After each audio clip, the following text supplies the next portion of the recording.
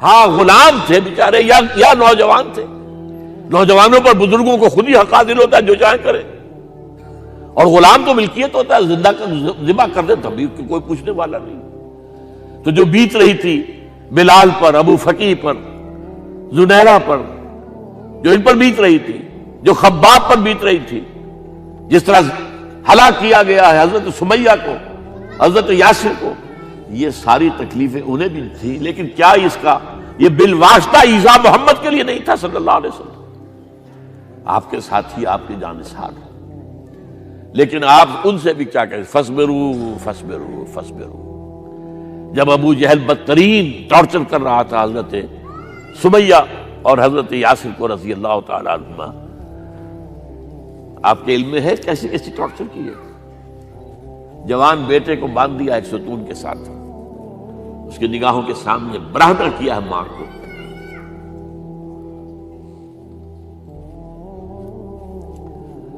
ہاتھ میں ایک مورتی ہے.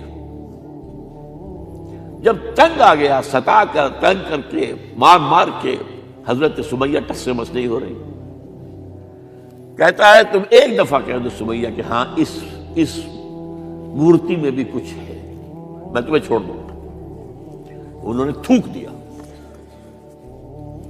برچھا مارا ہے شرمگاہ کے اندر.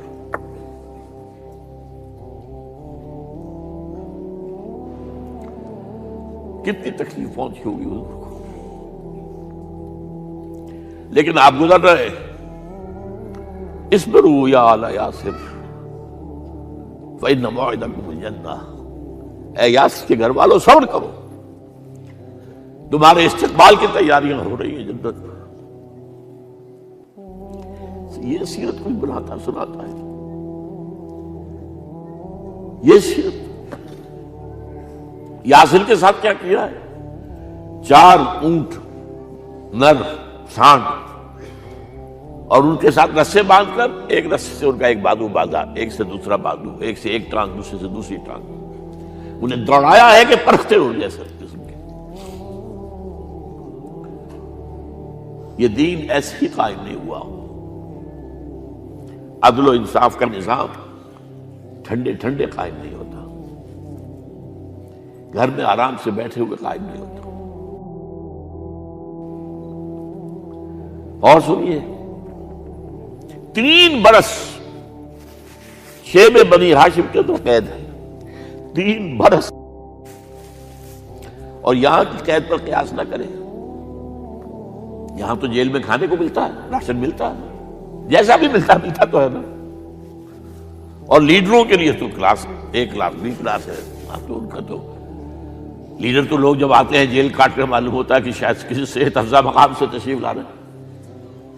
وہاں کیا تھا, ٹوٹل بائیکاٹ. ایک گھاٹی, ادھر پہاڑ ادھر پہاڑ, دونوں طرف جو ہے پہرے, کوئی کھانے پینے کی چیز اندر نہیں جائے گی. اور پورا خاندان بنی ہاشم, وہ بھی کہ جو ایمان نہیں لائے, وہ قبائلی زندگی تھی نا. بنو ہاشم چونکہ حضور کو پشت پناہی چھوڑنے کو تیار نہیں ہوئے, ابو طالب نے آخری وقت تک بھی ساتھ نہیں چھوڑا. ہاں آخری وقت کے قریب ایک بات ہو گئی تھی. ایک مرتبہ تو ہوا کہ وفد آیا ہے قریش کا کہ اپنے بھتیجے کو روک لو, وہ ہمارے معبودوں کی توہین کرتا ہے. ابو طالب نے بلایا اور آپ سے کہا کہ یہ کچھ اپنے رویے کو بدلے. آپ نے فرمایا چچا جان, اب تو چاہیے میرے ایک ہاتھ پر سورج اور دوسرے پر چاند رکھ دے, میں اپنے اس مشن کو چھوڑ نہیں سکتا. یہ ہے استقامت. اور ابو طالب کے عین انتقال کے وقت جو معاملہ ہوا, جب وفد آیا ہے کہ ٹھیک ہے اب ہمارا جو ہے صبر کا پیمانہ لبریز ہو گیا ہے, اب ٹھیک ہے آ جاؤ میدان میں, تم بھی ساتھ چھوڑنے کو تیار نہیں ہو. ابو طالب نے بلایا اس کو, بھتیجے مجھ پر اتنا بوجھ نہ ڈالو جو میں برداشت نہ کر سکوں.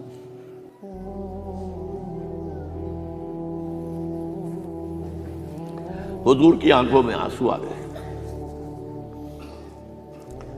چچا جان اب تو یا یہ بات پوری ہوگی یا میں اپنے آپ کو ختم کر دوں, اسی میں ختم ہو جاؤں.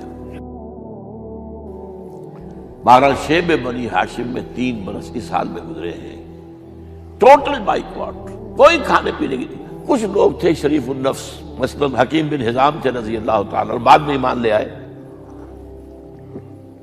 حضرت خدیجہ کے وہ رشتے دار تھے، وہ پہاڑ پر چڑھ کر ایک طرف سے رات کی تاریکی میں، دونوں دروازے تو بند ہیں، پہاڑ پر چڑھ کر چوٹی سے نیچے اتر کے کوئی چیزیں کھانے پینے کی دے آئے تو دے آئے، بس صلی اللہ علیہ وسلم۔ کوئی اور ایک آدھ ہوگا ایسا۔ یہاں تک نوبت آئی ہے کہ بنی ہاشم کے یہ پھول جیسے بچے معصوم بھوک سے بلبلا رہے ہیں، اور اس کے سوا کچھ نہیں ہے کہ سوکھے چمڑے ابال کر اس کا پانی ان کے حلق میں ٹپکا دیا جائے۔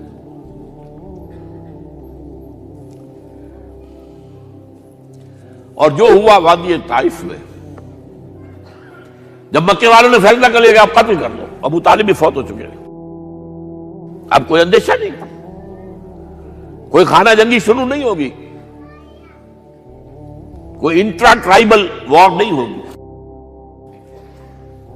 تو آپ طائف گئے ہیں۔ شاید وہاں کے 3 سردار تھے بڑے، اور یہ طائف اصل میں قریشی کا سمجھیے کہ یہ ان کا گرمیوں کا یہ صحت افزا مقام تھا۔ یہ تمام جو سردار تھے مکے کے، ان کی جائیدادیں وہاں تھی، باغات تھے، اور وہاں کے بھی 3 سردار تھے، تو شاید ان میں سے کسی کو اللہ توفیق دے دے۔ وہاں گئے ہیں اور صرف ایک ساتھ ہیں، حضرت زید بن حارثہ، حضرت ابو بکر بھی ساتھ نہیں تھے، سائے کی طرح ساتھ رہنے والا بھی ساتھ نہیں تھا۔ وہاں جا کر جو آپ نے تینوں سے بات کی ہے، تینوں نے وہ باتیں کہی ہیں جو کلیجے کو چیر جائیں۔ تمہارے سوا کوئی اللہ کو نہیں ملا تھا رسول بنانے، جاؤ چلے جاؤ۔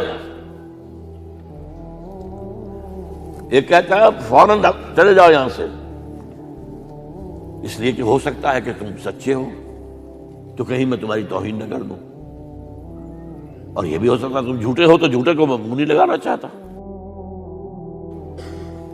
3 دن کی یہ سختی، اور اس میں کیا ہو رہا ہے؟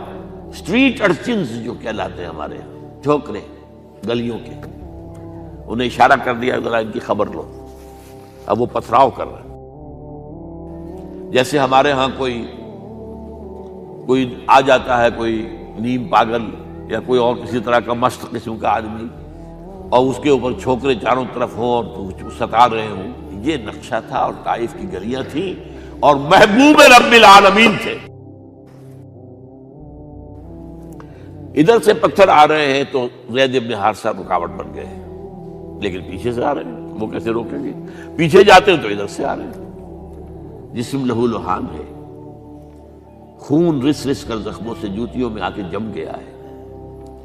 پھر وہاں سے آپ نکل کر گئے ہیں، ایک باغ میں تھوڑی سی پناہ لی ہے تھوڑی دیر کے لیے، جوتے بڑی مشکل سے اترے ہیں، خون جمع ہوا، اور وہ جو پھر دعا نکلی ہے آپ کے، وہ کلیجے کو چیر جانے والی ہے۔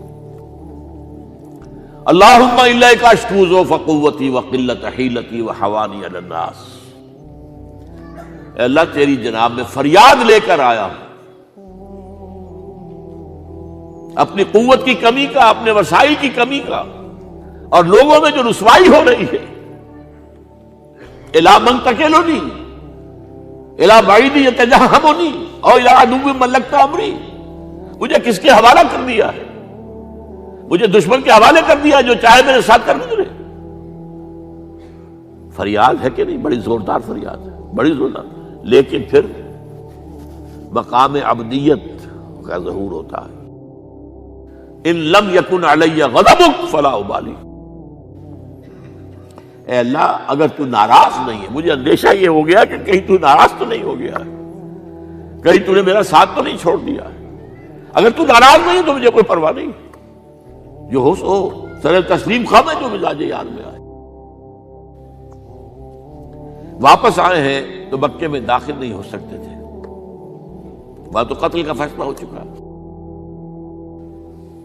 باہر ہی آپ نے ڈیرا لگایا، زید بن حارثہ کو بھیجا، فلاں شخص کے پاس جاؤ کہ تم اگر امان میں لے لو محمد کو تو محمد آ جائیں، میں تو میری یہ پوزیشن نہیں ہے، میں قریش کے مقابلے میں امان نہیں دے سکتا۔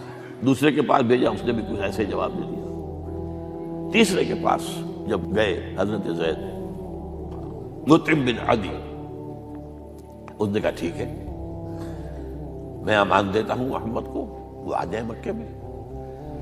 حضور سے آگے کہا، حضور نے فرمایا نہیں جا کر کہو، آ کر لے کر جا۔ کیوں؟ کیا پتا اچانک جو ہے میرے داخل ہوتے ہی کوئی مجھ پر حملہ کرے، قتل کر دے۔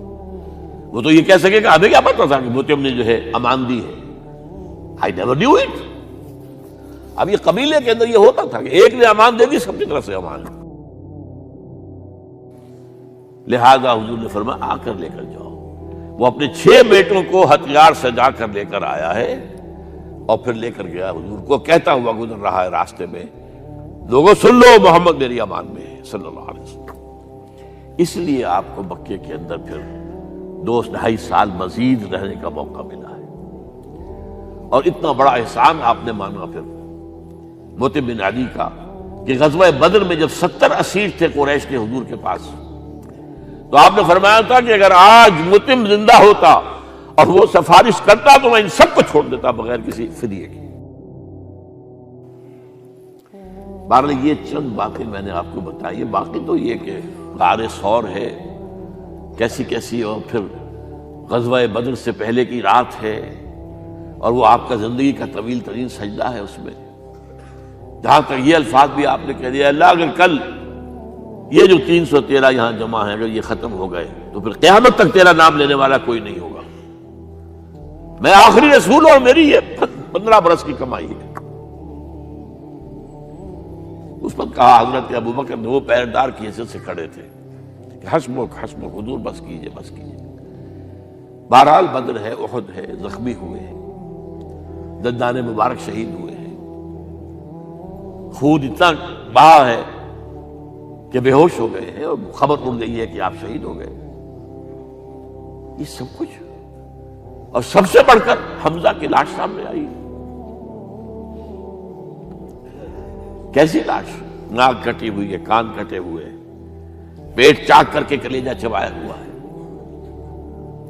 کس طرح برداشت کیا ہوگا آپ نے؟ اپنے اوپر طاری کر کے دیکھیں، یہ حمزہ کون ہے؟ چچا ہے، دودھ شریک بھائی ہے، خالہ کا بھائی ہے، ساتھ کا کھیلا ہوا ہمجولی ہے، اور اس کی لاش ہے۔ جو قلب اطہر پر بیت رہی تھی وہ مدینے میں آ کر ایک بڑا ماحول بدلا ہوا تھا، تب وہ بات سامنے آ گئی۔ جب آپ مدینے واپس تشریف لائے ہیں تو ظاہر بات ہے کہ زیادہ انصار کے لوگ تھے جو شہید ہوئے تھے۔ بدر میں مہاجرین تو میرے خیال 4تھائی تھے نمبر کے اندر، 3/4 تو انصاری تھے۔ اسی طریقے سے احد کے اندر معاملہ ہے، تو مختلف گھروں سے عورتوں کے بین کرنے کی آوازیں آ رہی تھی، اس لیے کہ اس وقت تک بین کرنا حرام نہیں قرار دیا گیا تھا، ممنوع نہیں تھا۔ آوازیں سن کر حضور کی زبان مبارک سے نکل گیا، اما حمزہ تو فلا بواکی لہو، ہائے حمزہ کے لیے تو کوئی رونے والی بھی نہیں ہے۔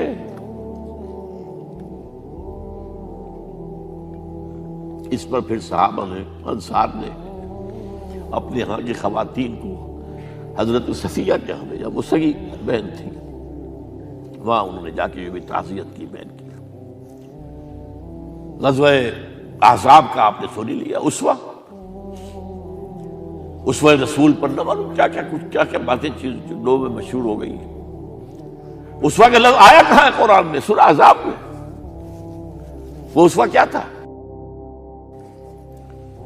جب خندق کھودنے کا فیصلہ ہوا ہے تو خندق کھود رہی ہے، حضور بھی لگے ہوئے ہیں، بھاری بھاری پتھر اٹھا کر کندھے پر لا کر باہر پھینک رہے ہیں، پتھریلی زمین تھی، ایک پتھر کسی سے ٹوٹا نہیں تھا، تو حضور نے جو ہے 3 دفعہ جو اس کے اوپر ضرب لگائی تب ٹوٹا ہے۔